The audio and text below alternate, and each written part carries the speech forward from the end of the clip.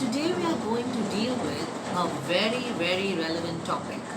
When you go for any interview, almost certainly you're going to face this question. Tell me something about yourself.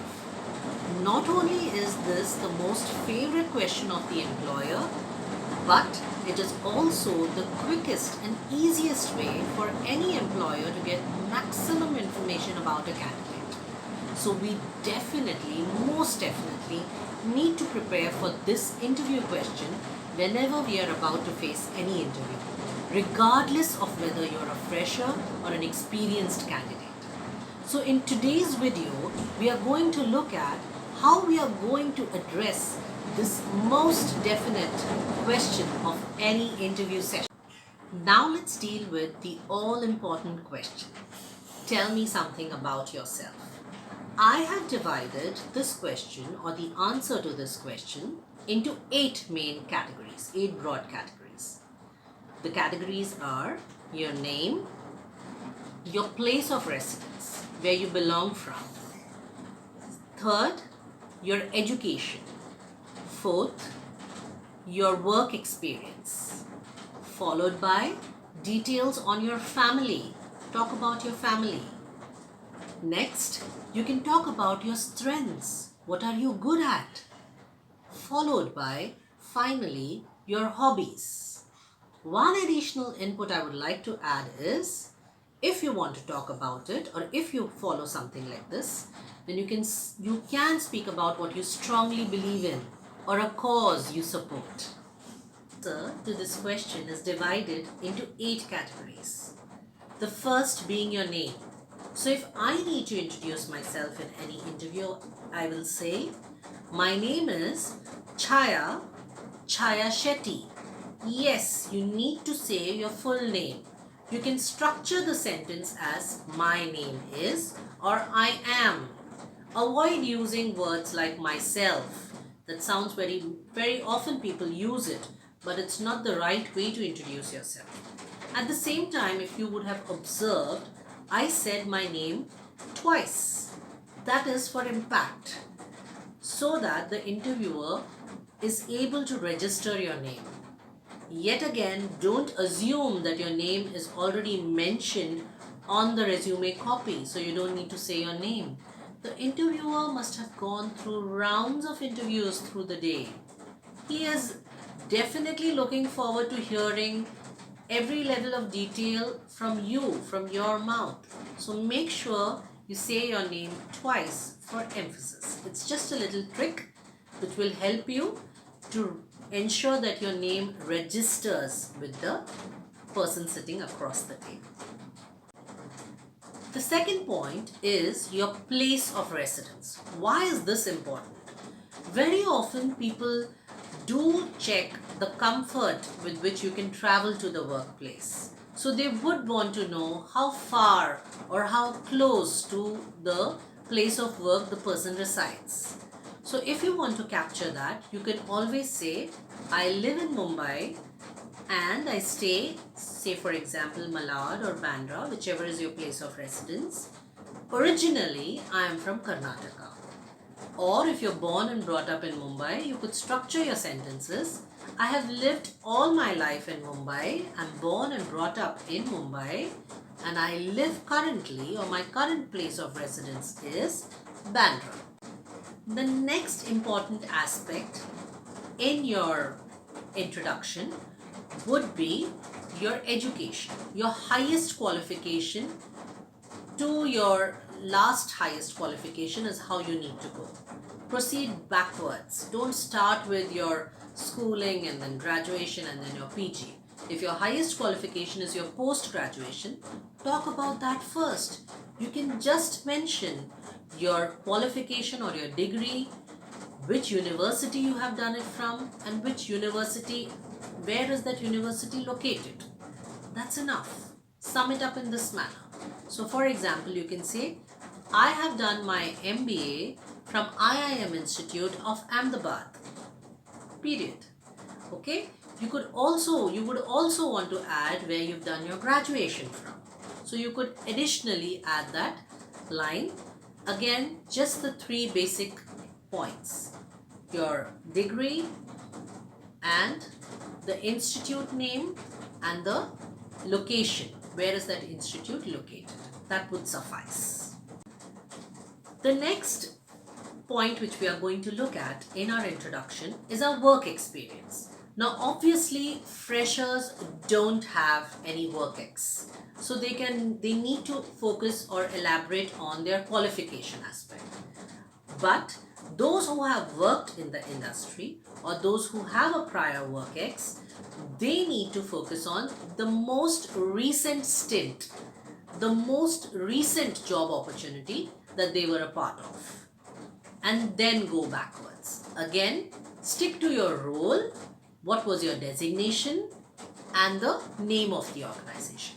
That should suffice. So for example, I was an AGM with Tata Consultancy Services and my office was based out of Goregaon, Mumbai. If you deem fit and the number of years that you've given to the organization is significant, do mention that. It does matter. It indicates that you're serious about giving good number of years to an organization. Not just that you get trained and you move on to the next, but the longevity that you show in any organization, maybe 4 years, 5 years, indicates that you have not only taken training from the organization, but also given back or contributed back to the growth and development of the organization, apart from taking care of your own personal and professional development. Family. When we talk about family, we need to speak about the members at our home. That should be sufficient. So you could say that I have a nuclear family. I stay, if you're a fresher, more likely you would be staying with your parents. So my mom, dad, and me. And if you're a married person and you have your wife and your kid at home, you can just talk about the number of people in your home. You could even care to cover, if your wife is working, you can even care to cover as to which organization does she belong to and in what capacity is she working in that organization. The next important area which I would like to cover is your strengths. I find it very bizarre when people cannot even come up with good 4 or 5 points that they are good at. We all are good at something or the other. It's very important that we list those down much before the interview and not think about it across the interview table. So very important that what is it that will help in this job. If you're good at cooking and you've not come for the job interview of a chef, let's not talk about it. Let's keep it for hobbies. Let's talk about maybe being a quick learner, maybe being a good leader, things which will help you further your opportunity or prospects in this particular job profile. All work and no play makes Jack a dull boy. Indeed, so let's look at hobbies. It's very important to give some attention to this section. Now, what I would like to add as a point, additional point here is, whenever you talk about anything in your interview, there is a good chance the interviewer is going to deep dive in that question. So make sure you don't put up anything out there which is not really your personality trait. So if your strengths are actually your strengths and you have demonstrated them before in some capacity, only then it needs to come down here. You need to substantiate what you're putting out there in your interview. So if you're in your hobbies, if you really don't know to cook, please don't mention that as a hobby. Or reading, a very common hobby. I've often heard people say that I'm an avid reader or a voracious reader. But the current book you're reading and they draw a blank. Or the last book you read and they again draw a blank. So that's not fair. That will give you major negative points in the interview. So if you intend to score some brownie points, stick to the facts and actually put out hobbies or leisure activities that you engage in. It could be anything. It could be traveling, it could be cooking, it could be painting, it could be reading. but make sure that you can substantiate what you're talking about. This point is something unique. I strongly believe in, or a cause that I really like to be a part of. So, this is something which is as a part of your social responsibility. Somebody who believes in giving back to society. So, it could be maybe an organization, an NGO, or a cause that you're supporting. You could talk about it.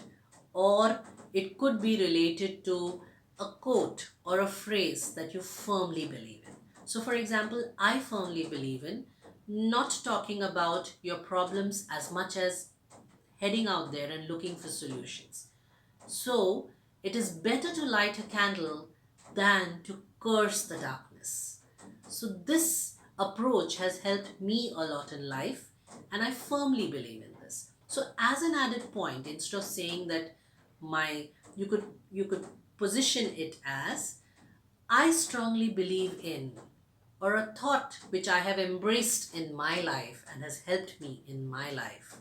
So, this really gives an insight to the kind of person you are, apart from some organizations which you can mention, which you have supported, or indeed done some social responsibility activities.